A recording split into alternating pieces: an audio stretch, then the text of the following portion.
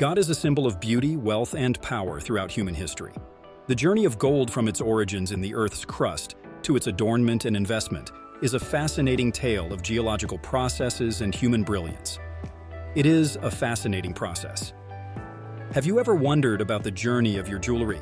Join us as we uncover the journey through the process of turning the rock into something much more valuable and shiny. Let's get started. First thing first, we need to find where Earth has hidden her gold stash. For searching, that geologist and mining team up, armed with high-tech gadgets and the old-school soil samples to discover the gold deposit. It is mostly like treasure hunting, but with advanced technology involved. After the gold is detected in a place, that palace is prepared for mining operations. The people involved will make sure there is easy transportation available, clearing of any block in travel, and access to roads and infrastructures like camps and facilities. After this, it is the time to mine the gold.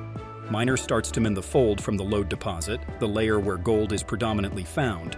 It is also called a vein deposit.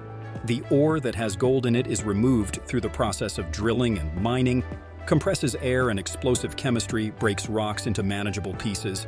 The miner will go half a kilometer deep, armed with cool machines for drilling into the rocks. After drilling, it is time for some explosive actions. There is the installation of explosives like detonators, stemming, and initiators. The kaboom! It blasts away the rocks, creating pieces that are easy to handle.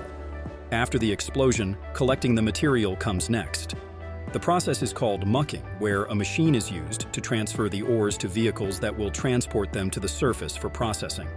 It is like a high-tech version of shoveling. Back on the surface, guess what happens? The rock that was just transported is again broken down and crushed into smaller pieces. It is like turning them into golden gravel. This helps them to prepare them for the next step. This step ensures that there is an increase in surface area for the next chemical reaction to take place. The crushed and now gravel ore will get a bath. That too with water and cyanide. This mix is done in one mill. In another mill, it is thoroughly mixed and ensures there is proper mixing. It will appear to be mud, like pulp. The mud-like pulp is sent to a large tank with water filled up to the brim. In there, the separation occurs. The heavier materials are deposited in the bottom of the tank, and the lighter material floats in the top layer of the tank. This helps to separate the gold from the dirt particles that get into the mixture. The gold ores are then transferred to an agitation tank, and air is blown into the slurry.